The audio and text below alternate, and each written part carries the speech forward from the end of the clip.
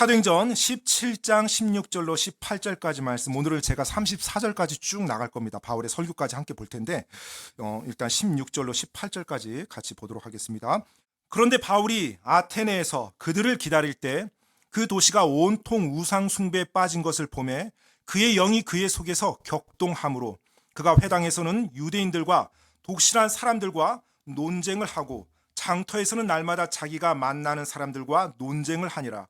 그때 에피쿠로스 학파와 스토아 학파에 속한 어떤 철학자들이 그를 만나매 어떤 사람들은 이르되 이 말쟁이가 무슨 말을 하려 하느냐 하고, 다른 몇 사람들은 이르되 그는 이방신들을 전하는 자로 보인다 하니 이는 그가 그들에게 예수님과 부활을 선포하였기 때문이라. 아멘.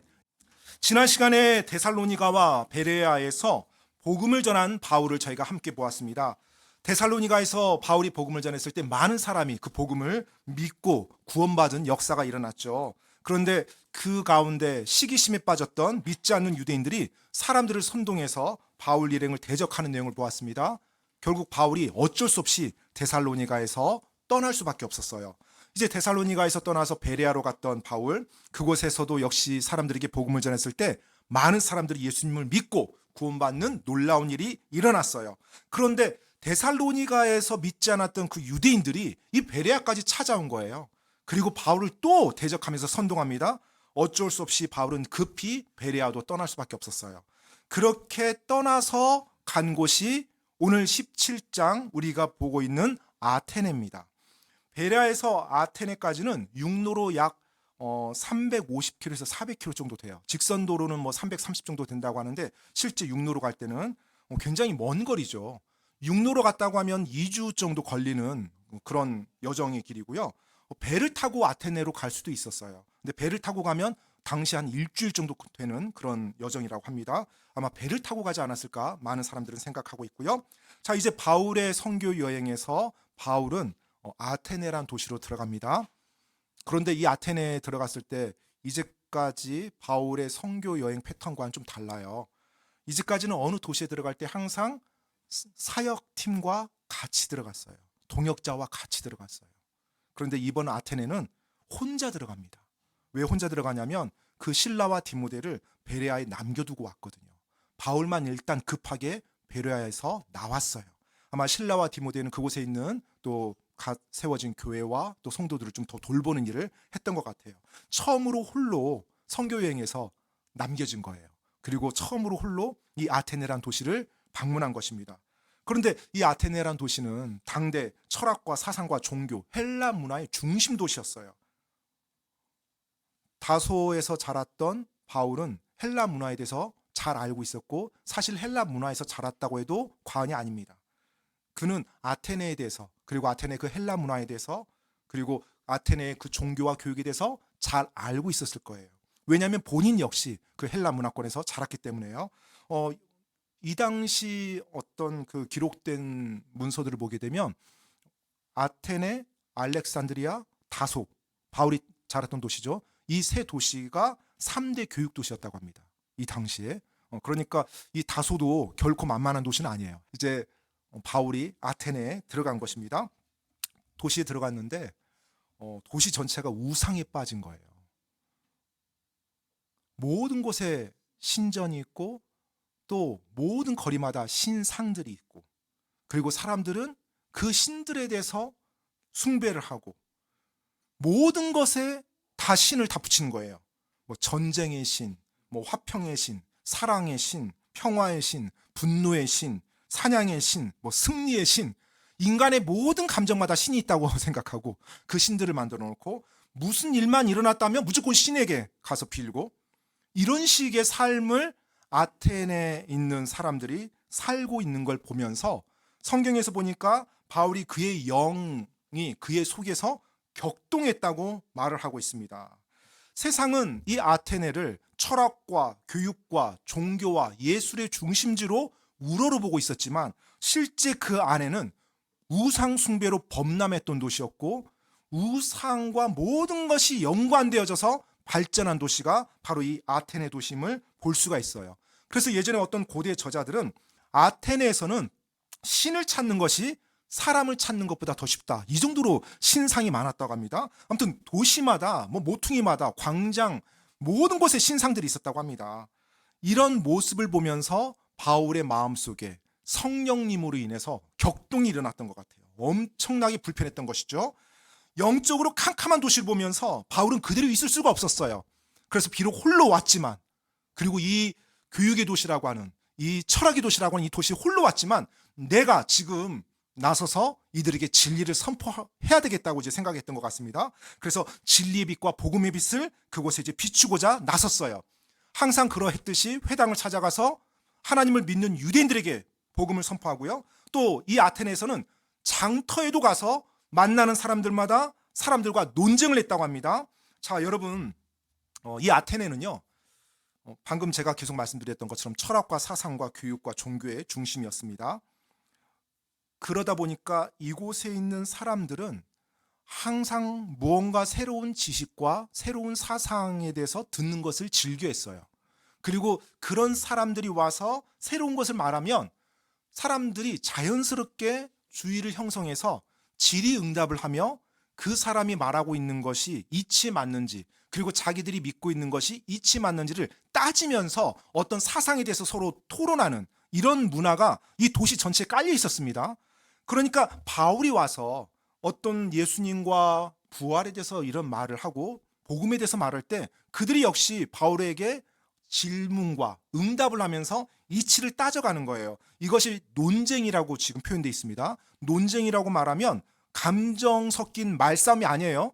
질의응답을 통해서 이치를 따져가는 이러한 토론, 공개적인 토론, 이것을 논쟁이라고 말하고 있습니다.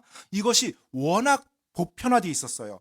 그러다 보니까 성경에서도 21절에 보면 이는 모든 아테네 사람들과 거기 있는 나그네들이 새로운 어떤 것을 말하고 듣는 것 외에는 자기 시간을 달리 쓰지 아니하였기 때문이더라. 실제 도시 전체 문화가 이런 문화고 이런 분위기였어요. 그곳에서 바울이 그곳의 아테네 사람들과 논쟁을 하며 이제 서로 대화를 나눴던 것입니다.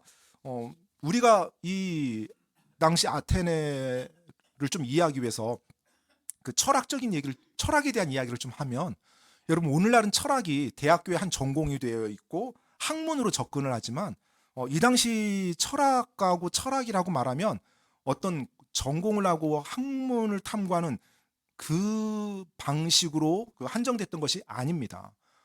철학이라고 하면 삶의 방식으로 사람들이 인식했어요. 어떻게 살아야 하나? 행복한 삶은 무엇인가? 신은 존재하는가? 이 세상은 어디로부터 왔는가? 죽음과 고난은 우리가 어떻게 대해야 되나? 이런 것이 바로 철학이었어요. 그러니까 삶을 어떻게 살아가야 되는지를 알고 탐구하는 삶의 방식을 접근하는 바로 학문이었어요. 학문적인 차원에서 끝나는 것이 아니라 삶에 적용하는 방식으로도 이어졌습니다. 그렇기 때문에 철학가들은 많은 제자들을 거느렸어요. 왜냐하면 삶을 어떻게 살아야 되는지를 따라다니면서 배우고 추종하고 그 사상이 맞다라고 생각하고 이런 분위기가 형성됐기 때문에요. 그런 가운데 바울이 그 도시 안에 들어갔다고 이해하시면 됩니다. 자, 이제 바울이 논쟁을 하는데 장터에서 논쟁하는 바울의 그 말을 성경에서 보니까 철학자들이 이제 들은 거예요. 성경에 대표적인 학파 두 학파가 나옵니다. 에피쿠로스 학파와 스토아 학파. 이 두 학파의 철학자들이 드디어 바울의 말을 듣고 등장해요. 에피쿠로스 학파와 스토아 학파 여러분 들어보셨습니까? 저희 때는 국민윤리 시간에 철학 파트가 있었습니다. 학력고사 시대에는 국사와 윤리가 필수였기 때문에 달달달 외웠던 기억이 전 지금도 나요. 시대별로 유명한 철학자들과 그들의 사상에 대해서 시험에 나오니까 그때 제가 공부했던 그 단어 중에 에피쿠로스와 스토아가 전 지금도 기억이 납니다. 에피쿠로스 하면 항상 그 쾌락이라는 단어가 키워드였고 스토아파는 이성이라는 단어가 키워드였어요. 그래서 마치 서로 이렇게 대꾸를 이루는 성경을 보니까 눈에 익은 그 두 학파가 나오는 거예요. 에피쿠로스 학파, 방금 말씀드렸던 것처럼 이 에피쿠로스 학파는 BC 한 3세기경 그때 에피쿠로스라는 사람이 창시한 학파입니다. 한마디로 철학이고 사상이었죠. 사상인데 이들은 최고의 선이 쾌락이라고 믿었어요. 근데 이 쾌락이 처음에 에피쿠로스가 만들 때는 평온한 상태, 고통이 없는 평정심, 이것을 쾌락이라고 말했는데 그 다음 후대에서 이 쾌락이 이제 극단적인 그리고 무절제한 쾌락으로 이제 넘어가게 됩니다. 여하튼 이 에피쿠로스 학파는 신들은 있다고 인정을 해요. 그런데 신이 인간 세상에 개입하진 않는다 이렇게 믿고 있었어요. 그리고 죽음 이후에는 아무것도 없다 이렇게 믿었어요. 그러니까 이 세상을 어떻게 바라볼까요? 유물론적 사고로 바라보고요. 그 다음에 무신론적 사고였어요. 왜냐하면 우리 인간 세상에서 신은 개입하지 않기 때문에 그래요. 그러니까 그들에게 있어서 최고의 선이 쾌락이 될 수밖에 없어요. 왜요? 죽고 나면 아무것도 없는데요.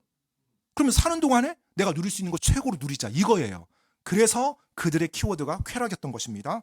반면에 이 스토아파는 제논이라는 사람이 창시했어요. 비슷한 시기에 만들어진 학파인데 우주는 이성적인 질서에 의해서 움직인다라고 믿었어요. 그리고 이들은 이성을 가장 최고의 가치로 봤습니다. 그래서 최고의 선은 쾌락이나 즐거움이 아니라 덕이다. 근데 이들이 말하는 덕은 이성에 따라서 사는 삶이다라고 했어요. 방금 말씀드렸던 것처럼 이 우주가 이성적 질서에 의해서 움직인다고 이제 이들은 말했는데 이들의 신은 인격적인 신이 아니었어요. 그냥 이성적 질서, 그 무언가가 모든 걸 초월해서 움직인다고 생각했던 것입니다. 그리고 모든 곳에 이 이성적 질서가 스며들어 있다 이렇게 생각한 거예요. 그러니까 이들의 신적 사상은 범신론이에요. 모든 곳에 신이 다 깔려 있다. 그런데 인격적인 신은 아닌 겁니다. 자, 이 사람들이 바울의 예수님과 부활에 대해서 선포하는 말을 들었어요. 그들의 입장에서는 이건 약간 좀 처음 들어보는 개념이죠. 일단 신이 인격인 거예요.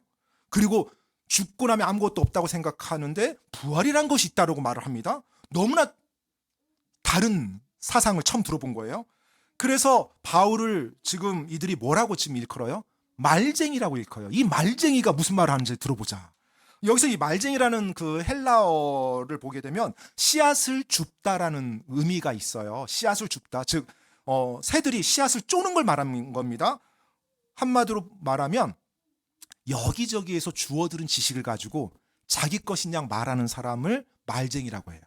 그러니까 여기저기 거 들어서 마치 자기가 새로운 것을 말하는 것처럼 꾸며서 말하는 사람. 그게 삼류 지식인을 일컬을 때 말쟁이라는 표현을 쓰는데 지금 이 철학자들이 바울을 말쟁이라고 그렇게 부른 거예요.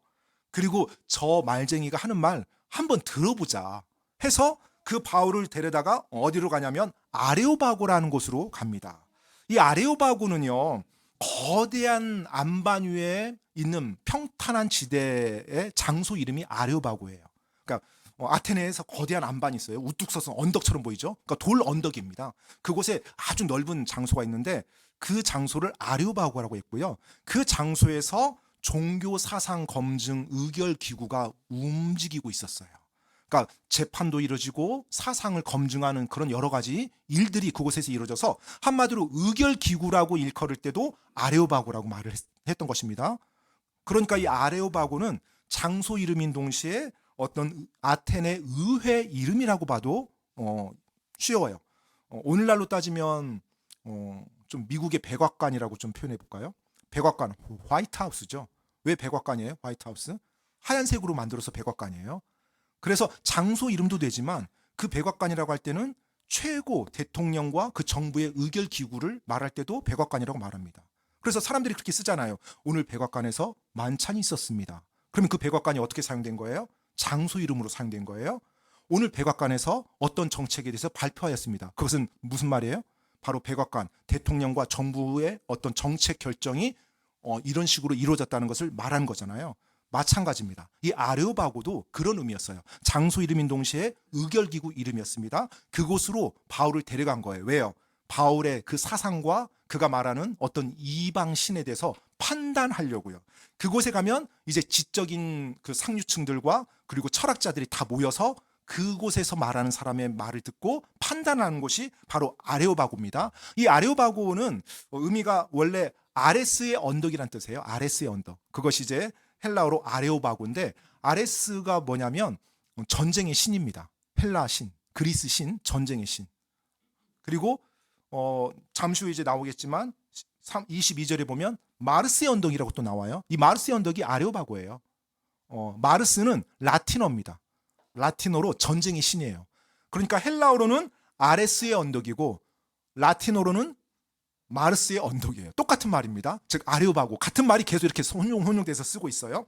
자, 그곳으로 이제 바울을 데리고 갑니다. 22절로 23절 말씀 보겠습니다. 사도행전 17장. 그때 바울이 마르스의 언덕 한가운데 서서, 지금 아레오바고에 있는 거죠. 너희 아테네 사람들아, 내가 알고 보니 너희가 모든 일에 지나치게 미신에 사로잡혀 있도다. 내가 옆으로 지나가면 너희가 섬기는 것들을 보다가 이 글, 즉 알지 못하는 신에게라는 글이 새겨진 제단을 발견하였나니, 그러므로 너희가 알지 못하고 경배하는 그분을 내가 너에게 밝히 알려주리라. 자, 이제 철학자들이 바울을 아레오바고로 데려가서 그의 사상과 그가 주장하고 있는 신에 대해서 신문을 합니다. 어떻게 보면은 그들이 바울을 데려다가 신문하는 것처럼 보이지만, 반대로 보면 바울이 자신의 복음을 상류층에다가 선포할 수 있는 좋은 기회를 얻은 거예요, 바울이. 그래서 아주 자연스럽게 그들 앞에서 복음을 이제 선포합니다. 바울이 이제 복음을 선포하면서 어떻게 말을 시작해요? 너희가 모든 일에 지나치게 미신에 사로잡혀 있도다, 이 말을 합니다. 사실 이게 오늘날 우리가 들을 때는 좋지 않은 어감인데, 이 당시 이 아테네 사람들에게 이 말이 좋지 않은 말은 아니었어요. 그냥 그들의 모습을 보여주는 거였어요. 그러니까 우리는 이제 미신이란 단어가 워낙 부정적인 의미로 인식이 많이 돼 있는데, 사실은 신들에 대해서 너희가 아주 관심이 많고 신들을 너무나 중요하게 여기는 사람들이다, 니네가, 이 말이에요. 그러니까 신에 완전히 빠져 사는 사람들, 모든 걸 다 신에다 갖다 붙이고 그 현상을 말해주면서 미신에 사로잡혀 있다, 이 표현인 거예요. 알겠죠? 바울은 자신이 복음을 전하고 주님에 대해서 선포할 때 그 사람들에게 먼저 공격적인 말을 해서 마음의 문을 닫아버리는 식으로 말을 시작하지 않습니다. 항상 바울이 전할 때 공감대를 바울은 형성해요. 유대인 회당에 갔을 때는 그들이 보고 있는 구약 성경 말씀, 그리고 그들이 믿고 있는 아브라함의 하나님, 이삭의 하나님, 야곱의 하나님을 먼저 이야기를 해요. 그래서 그들을 끌어갑니다. 지금 여기에서는 유대인들이 아니거든요. 그러니까 그들에게 이제 그들이 어떤 모습인지, 너희를 보니까 참 신에 대해서 엄청나게 열심을 내는 사람들이 있구나. 내가 심지어 가면서 알지 못하는 신에게까지라는 제단을 봤다. 얼마나 신에게 열심하면 알지 못하는 신에 대한 제단까지 만들어서 그렇게 경배를 하고 있느냐. 너희 정말 대단한 사람들이다, 이렇게 말하는 겁니다. 이렇게 말하면서 이제 그들에게 복음을 선포해요. 자, 사도행전 17장 24절 25절 말씀 제가 읽어드리겠습니다. 세상과 그 안에 모든 것을 만드신 하나님은 하늘과 땅의 주이심으로 손으로 만든 전들에 거하지 아니하시며, 또 무엇인가를 필요로 하시는 것처럼 사람들의 손을 통해 경배를 받지 아니하시나니, 이는 그분께서 모든 사람에게 생명과 숨과 모든 것을 주시기 때문이라. 자, 지금 이제 바울이 이렇게 말하는 것, 여러분 보시면 그냥 말하나 보다 하는데, 사실 이 안에 이 아테네 사람들이, 헬레 사람들이 신에 대해서 생각하고 있는 여러 관념들을 지금 집어넣어서 바울이 그것을 인용해서 말하는 겁니다. 일단 바울은 세상과 그 안에 모든 것을 만드신 하나님, 창조주 하나님을 그들에게 먼저 선포해요. 너희들이 많은 신들을 믿고 있는데 이 세상을 창조하신 하나님이 계시다. 그리고 그분은 하늘과 땅의 주이시다. 이제 우주에 대한 개념, 항상 이 아테네 사람들은 하늘과 땅의 개념이었거든요. 그 하늘과 땅의 주이시다라고 말을 합니다. 그리고 나서 손으로 만든 전들에 거하지 아니하신다고 해요. 아테네 사람들은 신전을 만들면 그 신전에 그들의 신이 임한다고 생각했어요. 그래서 이들이 신전을 만든 겁니다. 자, 신전을 만들면 신이 그곳에 와서 임해요. 그러면 어떤 일이 일어날까요? 그 신이 아테네를 보호하고 지켜준다고 믿었어요. 그러니까 큰 신이면 신전을 크게 만들어야 돼요. 그리고 강한 신일수록 아테네가 더 안전한 거예요. 이들의 개념에 그 개념이 있었습니다. 그래서 신전을 웅장하고 크게 만들어요. 왜요? 그 강한 신이 와서 임하도록 하기 위해서. 그리고 또 신이 한 명인 것보다 많으면 좋은 거예요. 그러니까 여러 신들을 만들어서 신전을 만드는 거예요. 그럼 아테네에 더 많은 신들이 임할 거 아니에요. 그러면 아테네를 더 잘 지켜준다. 이 개념이었어요. 그러니까 그들의 생각 속에는 신전에 신이 임한다. 바울이 지금 그 개념 이야기한 거예요. 손으로 만든 전들에 거하지 아니한다. 이 하나님은. 그리고 무엇인가를 필요로 하시는 것처럼 사람들의 손을 통해 경배를 받지 아니하신다. 또 이 말을 하는데요. 자, 아테네 사람들이 가지고 있던 신의 개념은 전지전능한 신이 아니었습니다. 물론 인간보다는 굉장히 강해요. 하지만 그들 나름대로 다 결함이 있어요. 취약한 부분이 있어요. 그리고 때때로 그들이 시기하기도 하고 질투하기도 하고 삐지기도 해요. 그래서 그들을 달래줘야 돼요.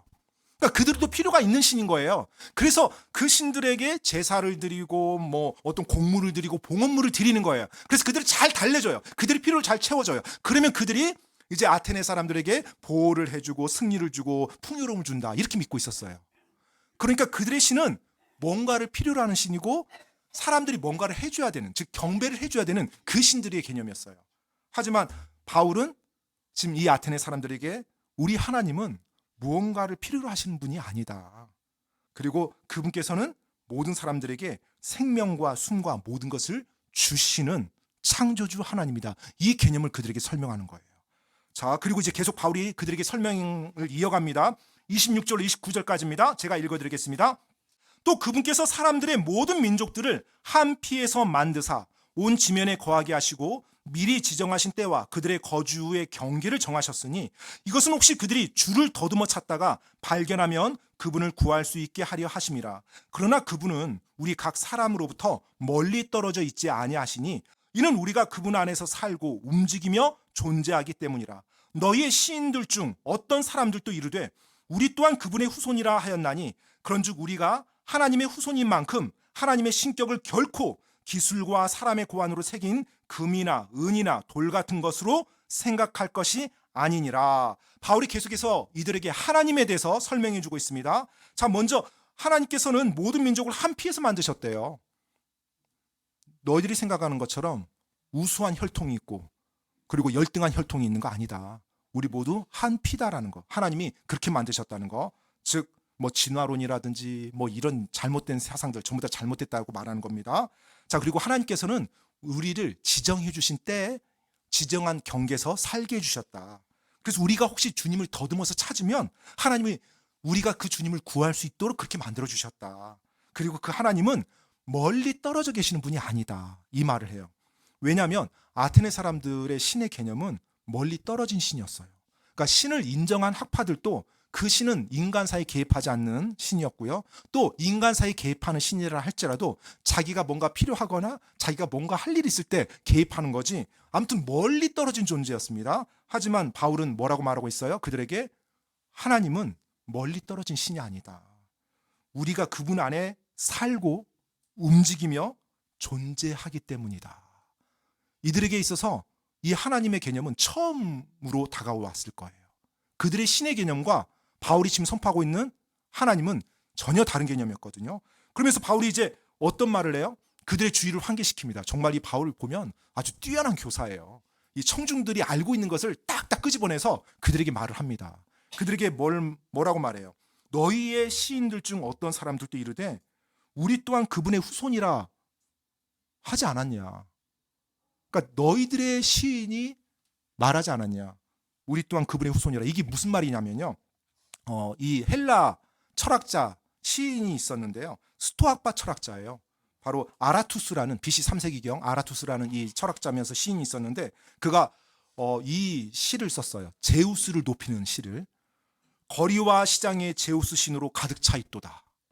바다와 신정과 바닷가와 강들의 제우스 신으로 가득 차 있도다. 어느 곳에서든지 우리의 필요는 제우스 신이다. 우리는 또한 그의 후손이라. 굉장히 썰렁한 시잖아요.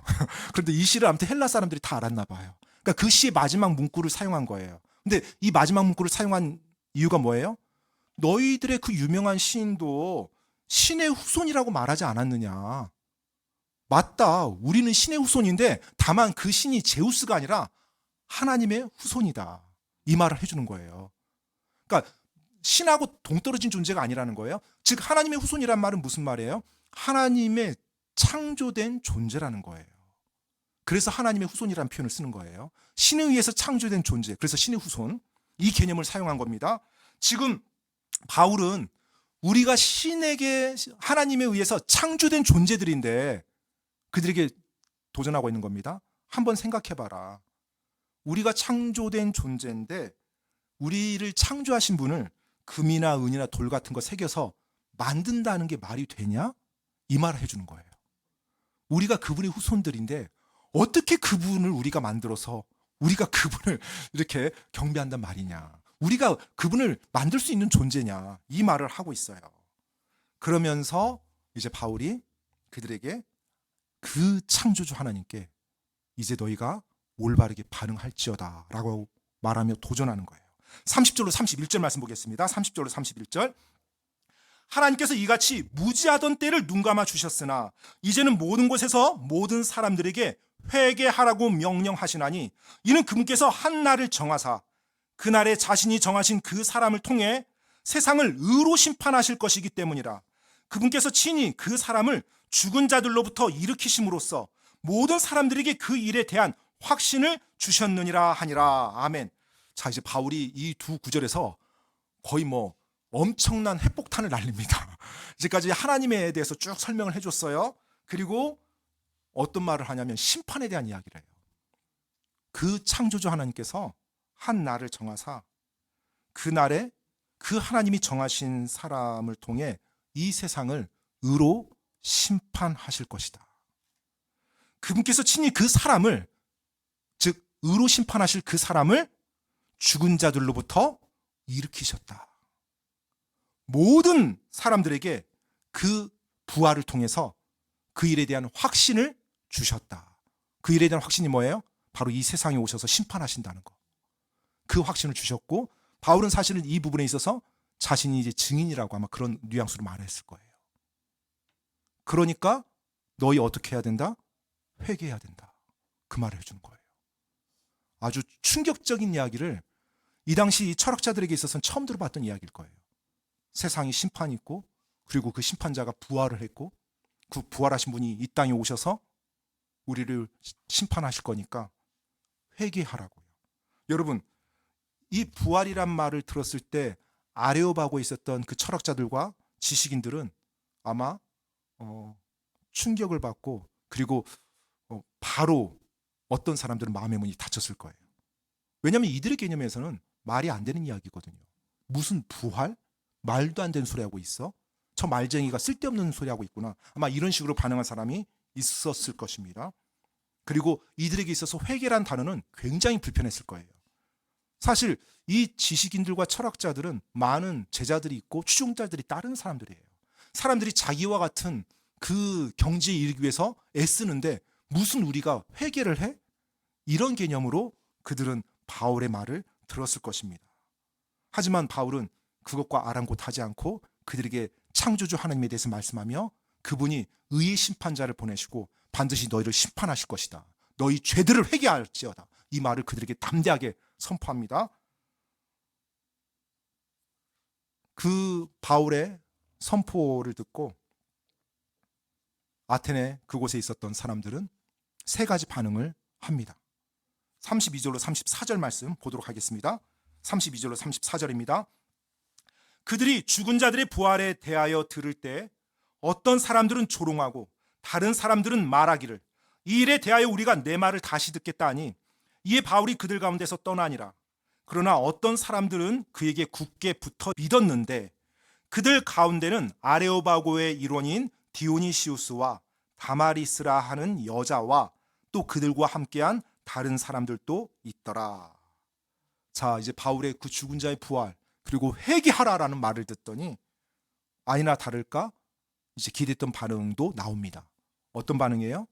바로 바울을 무시하고 조롱하는 반응이죠. 어떤 사람들은 바울을 조롱하고 떠납니다. 그리고 또 어떤 사람들은 바울의 논리가 맞는 것 같아요.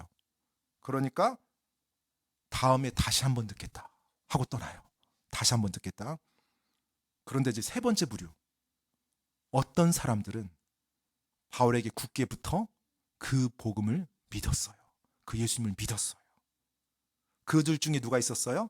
그 자리에 있었던 아레오바고의 일원인 디오니시우스라는 사람, 그리고 그 자리에 있었던 다마리스라는 여자, 그리고 그들과 함께한 이름이 언급되지 않은 몇몇 사람들. 데살로니가나 베레아처럼 많은 사람들이 믿었다고 나와 있지는 않아요.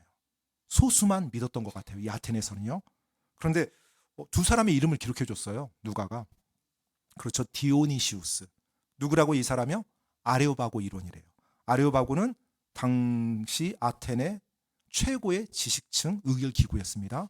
최고의 철학자들. 이 디오니시우스는 아마 아테네에서 굉장한 상류층 사람이었던 것 같아요. 이 사람의 이름을 하나님은 기록해 주셨어요. 그리고 또 다마리스라 하는 여자인데 여자 이름을 기록해 줬어요. 이 당시는 아테네에서 아직 여자에게는 이 의회에 어떤 참여할 수 있는 시민권이 주어지지 않았어요. 그러니까 아레오바고 이론은 당연히 아니고요. 아마 아레오바고에서 어떤 사람들을 신문할 때 사람들이, 관심 있는 사람들은 와서 들을 수 있게 해줬던 것 같아요. 그 자리에 있었던 여자가 바울의 말을 듣고 예수님을 영접한 거예요. 그 여인의 이름이 다마리스라는 여인이에요. 그리고 그들과 함께한 다른 사람들, 몇 사람이 있었다고 이렇게 나와 있습니다. 하나님께서는 바로 그들이 예수님을 믿고 구원받는 그 놀라운 역사를 이곳에 기록해 주셨어요. 아테네라고 하는 우상이 범람하고 최고의 철학가와 지식인들이 차고 넘치는 그곳에서도 복음이 들어갔을 때 구원받는 놀라운 역사가 일어났고요. 그리고 사람들이 예수님께 나오는 그 일이 일어남을 우리에게 말해주고 있어요.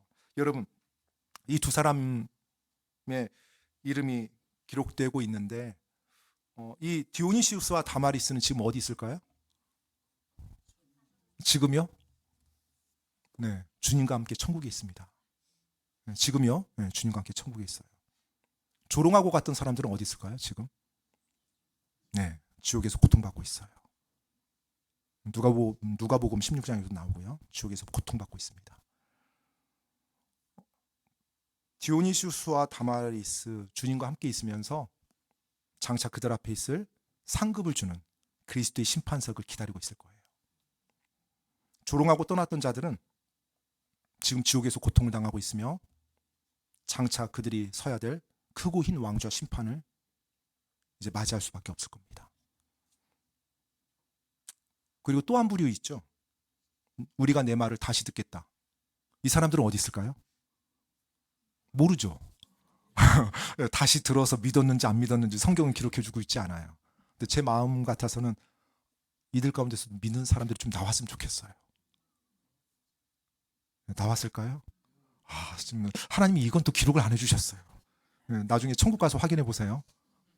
그 당시 다시 들으려고 했다가 믿었던 사람이 접니다. 그런데 믿은 사람도 있고 또 안 믿은 사람도 있을 텐데, 여하튼 제 마음 같아서는 이들이 밤새도록 좀 생각해서 예수님 믿겠다라고 결단했으면 참 좋겠다, 이런 생각이 들었습니다.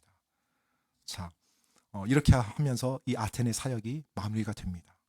저는 이 바울이 아테네에 가서 복음을 전한 이 내용, 그리고 복음을 선포했던 그 내용을 여러분들과 같이 나누면서 이 바울의 모습, 이 바울의 태도를 잠깐 이제 보고 마무리를 좀 하고 싶어요. 바울은 앞에서 제가 말씀드렸던 것처럼 다소 출신입니다. 이 다소도 당시 헬라 문화의 중심지였고요. 그리고 헬라 문화의 많은 것들을 바울은 어렸을 때 보고 배우면서 자랐을 것입니다. 물론 그가 나중에 이제 나이가 들어가고 이제 아마 청소년기 정도 돼서 예루살렘으로 이제 유학을 가서, 유대인이기 때문에 율법을 배우고, 특히 가말리엘이라는 아주 최고의 학자, 율법학자 밑에서 이제 율법을 배우고 바리새파로 왕성하게 활동했죠. 하지만 그런 바울이라 할지라도 아테네로 갔을 때 그 아테네의 그 철학자들, 에피쿠로스 학파, 스토아 학파, 또 아리스토텔레스 학파, 플라톤 학파, 당시 그게 존재했었습니다. 그러니까 바울이 이 당시에서 약 400년 전에 아리스토텔레스, 플라톤, 또 소크라테스는 500년 전 이때 있었던 철학자들이 아테네에서, 그들의 학파가 여전히 존재했었던 것입니다. 이 당시에도 그곳에 갔을 때 그들은 바울에 대해서 이렇게 대단한 사람으로 보지 않았을 거예요. 단지 저 동방에, 그러니까 그들 입장에서 동방이죠. 동방에 어떤 유대 민족의 랍비로서 율법을 좀 아는 사람? 이런 개념이었을 거예요. 그런데 바울이 그 아테네에 들어왔을 때 바울은 그 어떤 위축된 모습도 없었어요. 그들에게 주눅된 모습 하나도 없었어요. 당시 지구상의 최고의 철학가들이고 지성인들이라고 말하는 그들 앞에서 바울은 굉장히 담대했고요. 그 복음의 진리를 올바르게 선포했어요.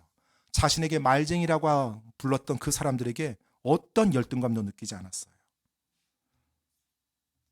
바울은 진리를 알고 있었거든요. 세상적으로 그들이 아무리 뛰어나다 할지라도, 그들이 가지고 있는 지식과 철학이 아무리 깊다 할지라도 그들 안에는 해답이 없다는 것을요. 그들이 세상적으로 아무리 높은 명예를 가지고 있고 많은 재산을 가지고 있고 많은 지식을 가지고 있다 할지라도 궁극적으로 지옥을 향해 가고 있는 가련한 삶이라는 걸 바울은 정확히 알고 있었어요. 바울 역시 그들과 같이 그런 삶을 추구했던 사람이었었잖아요. 로마 시민권을 가지고 태어났습니다. 헬라 문화에서 자라면서 많은 것을 배우고 율법 최고 학자로부터 율법을 배우고 또한 최고의 유대 종파인 바리새파에서 활동했고요. 하지만 그런 자신도 예수님을 알기 전까지는 지옥을 향해 가고 있는 불쌍한 인생이지 대단한 사람이 아니라는 거 바울도 정확히 알고 있었어요. 바울이 아테네에 들어가서 그 기라성 같은 철학자들, 세상에서 말하고 있는 기라성 같은 철학자들 봤을 때 그들에게 위축된 것이 아니라 그들 역시 진리를 모르고 지옥을 향해 가고 있는 불쌍한 삶이라는 거, 이걸 정확히 보고 그들에게 올바른 진리를 선포하고자 담대히 말할 수 있었던 것입니다. 그래서 그들에게 의의 심판에 대해서 그리고 심판자의 부활에 대해서 말하며 그들에게 회개하라고 외쳤던 거예요. 바울은 복음의 진리 밖에서는 그 어떤 인생도 이 땅에 해답이 없다는 것을 정확히 알고서 그 해답을 그들에게 전해주고자 했던 것입니다. 바울은 진리를 지식적으로만 알고 있었던 사람이 아니라 그 진리를 삶에서 살아가고 있었던 사람이었어요. 그 진리로 인해서 자신의 삶에 가치와 기준이 정해져 있었기 때문에 그 가치와 기준으로 그 사람들을 바라봤을 때 그 사람들이 부러웠던 것이 아니고 그 사람들이 동경의 대상이 아니라 그 사람들을 자기가 도와줘야 될 가련한 인생으로 보았었던 것입니다. 바로 바울은 그들에게 철학을 이길 논리를 가지고 들어간 것이 아니라 바로 그 철학이 답하지 못하는 해답을 가지고 그들에게 들어갔던 거예요. 바로 예수 그리스도, 그분이 그 안에 살아 계셔서 역사하는 가운데 그들에게 들어갔기 때문에 그들에게 담대하게 복음을 선포했던 것입니다. 그들에게 주눅들어서 말도 못하고 그들과 말싸움하고 열등감 느끼고 아니면 교만해서 이런 식으로 논쟁했던 것이 아니에요. 그들의 삶에 생명을 주고자, 그 진리를 전하고자, 그 예수님에 대해서 말해주고자 그들에게 다가갔던 것입니다. 그래서 하나님께서 그 안에서 구원받는 놀라운 역사가 일어나게 역사했던 것이고요. 이 시간 여러분들께 도전합니다.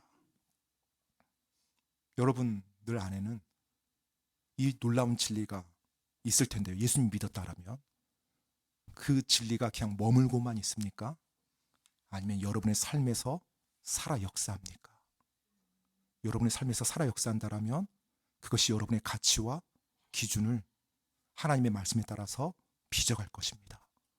세상의 기준으로 세상을 바라보는 것이 아니라 하나님의 말씀으로 이 세상을 바라보며 내가 마땅히 해야 될 말을, 내가 마땅히 취해야 될 행동을 해 나갈 것입니다.